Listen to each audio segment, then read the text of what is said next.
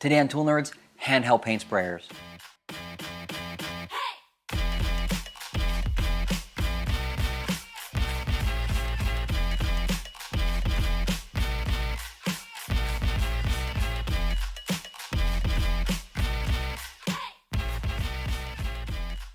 Today we're going to be covering handheld paint sprayers. Handheld sprayers are great and can be used for a variety of projects.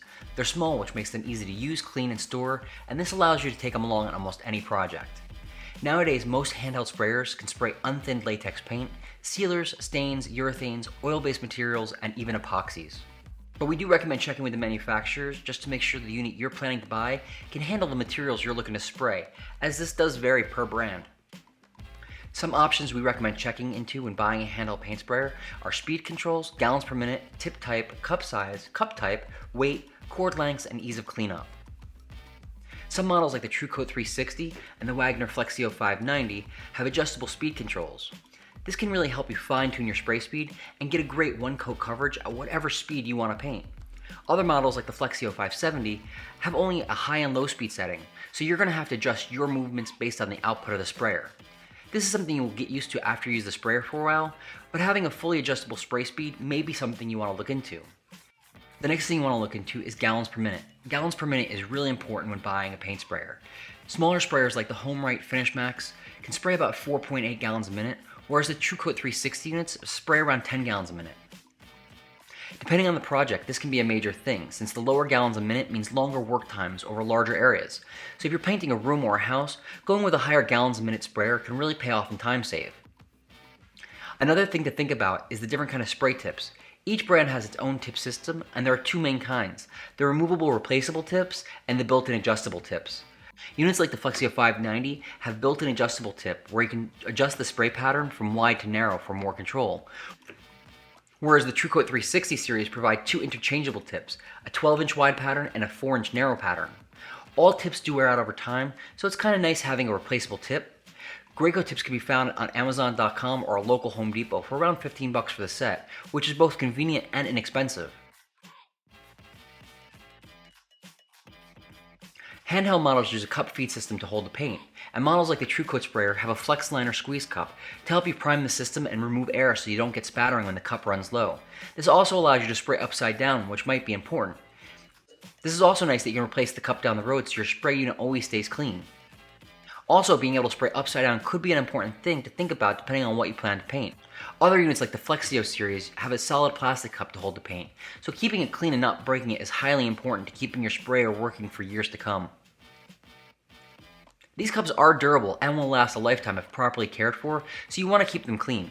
One downside to handheld sprayers is that they can get heavy after a while since you're carrying around both the paint and the sprayer together, and some sprayers weigh up to 9 pounds plus the paint. This can be annoying, but the final results are totally worth the extra energy.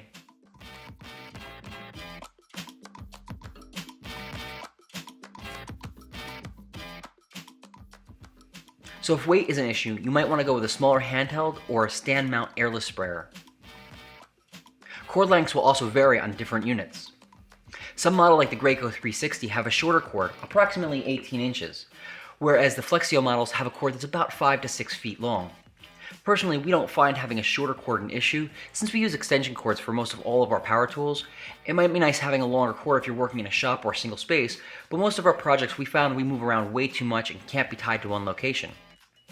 With all paint sprayers, cleanup is highly important, and with these units, it really is a breeze. You want to make sure you do so after you're finished with each project so the pump doesn't get clogged and so the paint doesn't harden in the cup. All of these units will come with cleaning instructions for the different types of materials you will use while spraying, but latex paints easily clean up with some soap, water, and a nylon brush. We recommend not letting the sprayer sit for more than 20 minutes without being properly cleaned, or you may have issues down the road. We always cover our sprayers in blue painter's tape to make the cleanup even easier. Even though handhelds are easy to clean, the tape keeps the overspray from getting on any of the nooks and crannies and makes the sprayer look like new for years to come. Another major downside to handhelds is you can only work a moderate amount of surface area before you have to refill. This can be annoying if you're painting a lot of surface area like an entire house, but they are well worth the investment if you want a smooth final finish without brush or roller marks.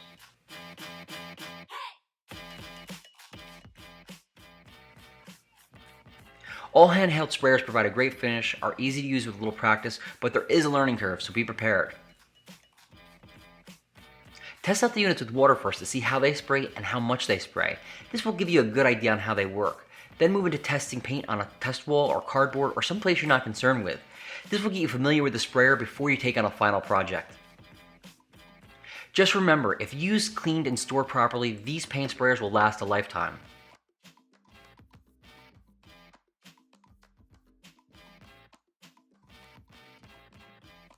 We hope you liked our video. Please check out our other videos on airless sprayers, turbine sprayers, and in-depth review on both the Wagner and Graco lines. Also, please like and share. It really does help us. And if you have any questions or comments, please come to Tool Nerds and submit through the contact form, and we'll get back in touch with you shortly. Thank you very much.